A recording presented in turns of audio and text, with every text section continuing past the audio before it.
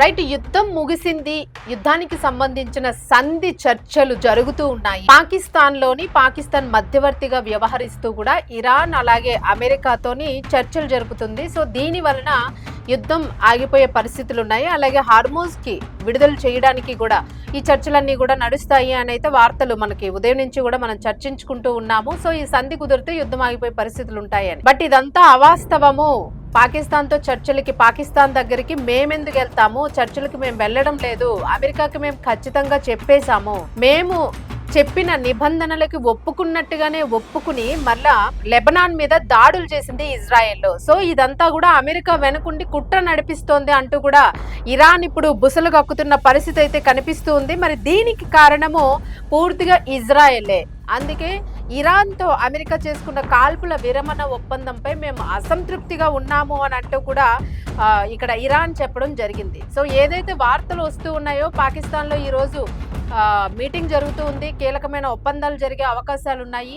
So వీటిల్లోని ఏవైతే conditions పెట్టారో 10 conditions వీళ్ళవి, అలాగే అమెరికా పెట్టిన కండిషన్స్, ఈ రెండింటికి మధ్యవర్తిగా పాకిస్తాన్ వ్యవహరించింది అనేది ఆల్రెడీ అదొక ఫెయిల్యూర్ ప్లాన్ గా మారింది, ఫెయిల్యూర్ అయింది, యుద్ధం వల్ల కంటిన్యూ అయింది. సో ఈ తర్వాత ఈ మీటింగ్ని ఏర్పాటు చేసి మళ్ళా కూడా సంధి కుదర్చాలని ఏదైతే ప్రయత్నం చేసిందో అదంతా కూడా అబద్ధము అని చెప్పేసి ఇరాన్ ఇప్పుడు గట్టిగా తేల్చి చెప్పేసింది. మేము అసలు చర్చలకే రాము. ఇజ్రాయెల్ మాస్టర్ ప్లాన్ పై ట్రంప్ కు ఇరాన్ అల్టిమేటాన్ని జారీ చేసినట్లుగా కనిపిస్తుంది. ఇదంతా ఇజ్రాన్ చేస్తున్న చాలా కుచితమైన కుట్ర. ఇదంతాను చాలా చీప్ ట్రిక్స్ ప్లే చేస్తుంది ఇజ్రాయెల్తో పాటు అమెరికా కూడాను. ఎట్టి పరిస్థితుల్లోనూ హర్మోజ్ని విడిచిపెట్టే ప్రసక్తే లేదు అని చెప్పేసి. సో ఒక పక్క ఏంటంటే హర్మోజ్లోని మైన్స్ ఉన్నాయి. ఆల్రెడీ అక్కడ దాదాపుగా 10,000కు పైగా మైన్స్ ని ఏర్పాటు చేసి పెట్టింది ఇరాన్. సో మిత్ర దేశాలు తప్ప, మిత్రులుగా ఉన్న షిప్స్ ని తప్ప మిగిలినవి ఏవి ఎంటర్ కావాలనుకున్నా కూడా ఆ దారిని గుండా వెళ్ళడం అనేది చాలా కష్టము. ఏమాత్రం వాటికి తగిలినా కూడా బ్లాస్ట్ అయ్యే అవకాశం ఉంటుంది. కాబట్టి ఎవరు కూడా ప్రస్తుతం సాహసించిన పరిస్థితి అయితే ఇక్కడ కనిపిస్తుంది. అయితే ఈ అమెరికా సీజ్ ఫైర్ ఒప్పందంలో ఇరాన్ తో పాటు దాని మిత్ర దేశాలపైన దాడులు చేయకూడదని నిర్ణయించినట్లయితే చెబుతోంది. కానీ అమెరికా, ఇజ్రాయెల్ మాత్రం దీనికి అసలు అంగీకరించడం లేదు.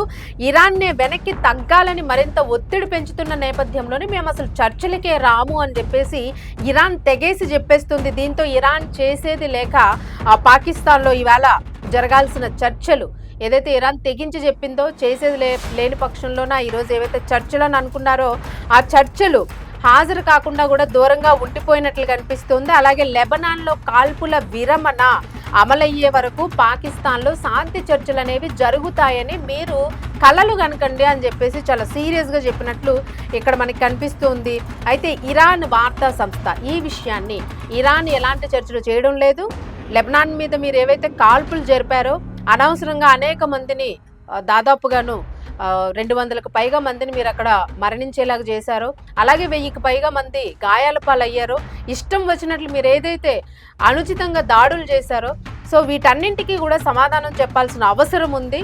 చెప్పాల్సిన సమాధానాన్ని ఏదైతే ఎక్స్పెక్ట్ చేస్తూ ఉన్నారో అది వచ్చే వరకు కూడా చర్చలు అనేవి అసలు జరగవు అని చెప్పేసి ఇరాన్ తేల్చి చెప్పింది. అయితే ఈ రోజు పాకిస్తాన్తోని చర్చలు ఏవైతే ఉన్నాయని అనుకున్నామో అవి లేవు. అసలు ఈ రోజు అసలు అటెండ్ కాలేదు ఇరాన్. సో ఇప్పటి వరకు కూడా అటెండ్ అయ్యే అవకాశాలు ఉన్నాయి, అటెండ్ అవుతుంది, ఇవన్నీ వచ్చేస్తే డెసిషన్స్ అనుకున్నాం, బట్ అటెండ్ అవ్వలేదు. అలాగే దీనికి సంబంధించిన విషయాన్ని ఇరాన్ వార్తా సంస్థ ఫార్స్ అయితే వెల్లడించడం జరిగింది. అమెరికా అధికారులతో చర్చలు జరిపేందుకు ఇరాన్ సంప్రదింపుల బృందము పాకిస్తాన్లో ఇస్లామాబాద్కు చేరుకుందని కొన్ని మీడియా సంస్థలు చేస్తున్న వాదనలను పూర్తిగా ఇవన్నీ కూడా అవాస్తవము అని చెప్పేసి చాలా క్లియర్గా ఒక స్టేట్మెంట్ని అయితే ఇచ్చేసింది. అలాగే లెబనాన్లో కాల్పుల విరమణకు సంబంధించి అమెరికా తన మాటని నిలబెట్టుకునే వరకును, ఇజ్రాయెల్ ప్రభుత్వం తన దాడులను ఆపే వరకు చర్చలు ఆపేస్తున్నట్లు వెల్లడించింది. సో అది ఇక్కడ మనకి క్లియర్గా అర్థం చేసుకోవాల్సింది ఏంటంటే, దొంగ దెబ్బ తీయడం అనేది అమెరికాకి పెట్టింది పేరు.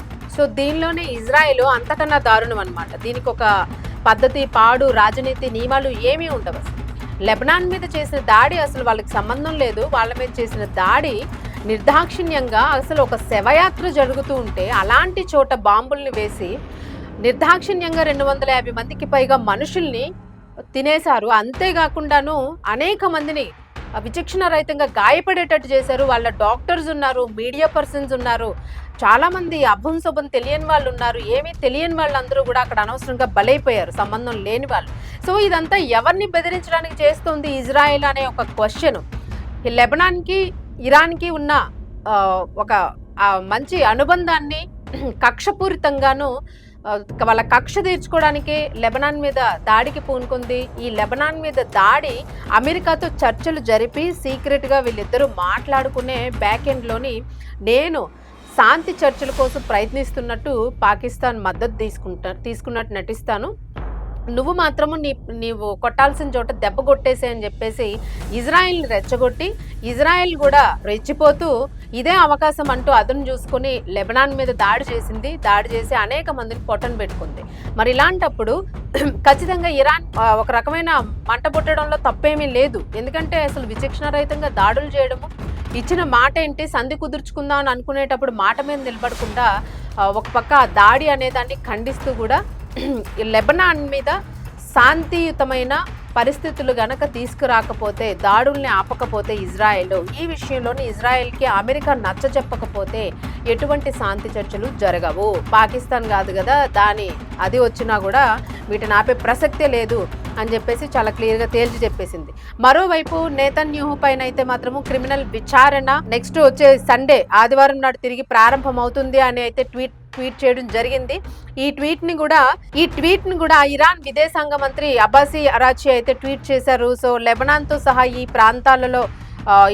ప్రాంతాల్లోని కాల్పుల విరమణ, అలాగే ఆయనను త్వరగా జైలుకి పంపేలాగా చేస్తుందని అన్నారు. ఈ కాల్పులు ఏవైతే పాల్పడ్డాడో ఇవన్నీ కూడా మనకి వార్ క్రైమ్ కింద కూడా క్యాలిక్యులేట్ చేసుకుంటారు. సో ఈ వార్ క్రైమ్ కిందకి వస్తుంది కాబట్టి ముందున్న పాత కేసులన్నింటితో పాటు ఇప్పుడు మరిన్ని కేసులన్నీ కూడా ఇప్పుడు యాడ్ ఆన్ అయినాయి.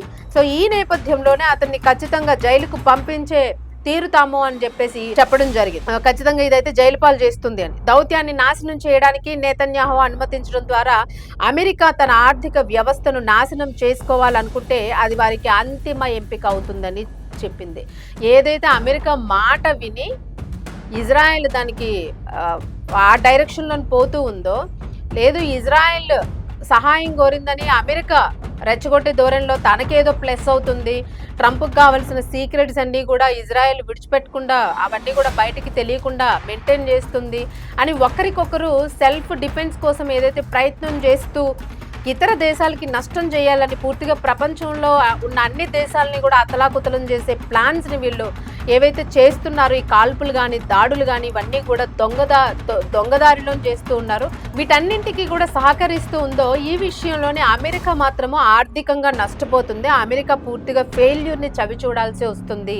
ఏదో రోజు కాలర్ ఎగరేసుకొని తిరుగుతానని అమెరికా అనుకుంటుందేమో, బట్ దీనికి పూర్తిగా బ్యాడ్ డేస్ అనేవి స్టార్ట్ అయిపోయినాయి. అమెరికా పతనం ఖాయము ఇజ్రాయెల్ని నమ్ముకుంటే అనే క్లారిటీని కూడా ఇచ్చింది ఇక్కడ. సో మొత్తానికైతే మాత్రం నేతన్యాహుకి జైలు తప్పదు, లెక్క పట్టాల్సిందే, లెక్క పట్టే రోజులు దగ్గరకు వచ్చేసాయి అని కూడా ఇక్కడ చాలా క్లియర్ గా మెన్షన్ చేశారు. సో అంతేకాకుండా అమెరికా అయితే పూర్తిగా నష్టపోతుంది, దాని పరువును కూడా కోల్పోతుంది. ఇప్పటికే పాకిస్తాన్ కూడా సపోర్ట్ చేసి యుద్ధం ఆగని నేపథ్యంలో దాని పరువును అది పోగొట్టుకుంది. సో ఏదైనా కూడాను మేము అనుకున్న రీతిలో మా కండిషన్స్ కి ఒప్పుకుంటేనే మేము యుద్ధాన్ని ఆపుతాము అని అయితే మనకి ఇక్కడ క్లియర్ గా అర్థమైంది. దేనికైనా సిద్ధంగా ఉన్నామని అంది. వాళ్ళ గన్స్ మీద, వాళ్ళ ట్రిగ్గర్స్ మీద వాళ్ళ ఫింగర్స్ అట్లానే ఉన్నాయి, అవి కదలలేదు. సో ప్రపంచంలో ఉన్న కొన్ని వార్తలు ఏవైతే ప్రకటిస్తూ ఉన్నారో ఇవన్నీ కూడా వాస్తవాలు కాదు అని ఇరాన్ ఒక క్లారిటీని ఇచ్చింది. సో వారు ఆగలేదు, వారు జరుగుతుంది, సంధి కుదరలేదు, సంధి కుదిరే అవకాశాలు కూడా ఇక్కడ కనిపించడం లేదు.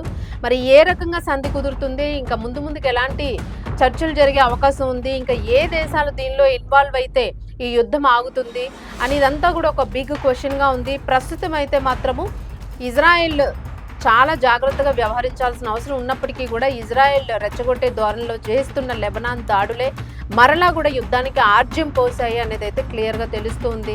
ఇక నిపుణులు కూడా చెప్పలేని పరిస్థితి. నిపుణులు ఈ పరిస్థితులను ఏమాత్రం కూడా ఏ కొసానా కూడా అంచనా వేయలేకపోతూ ఉన్నారు.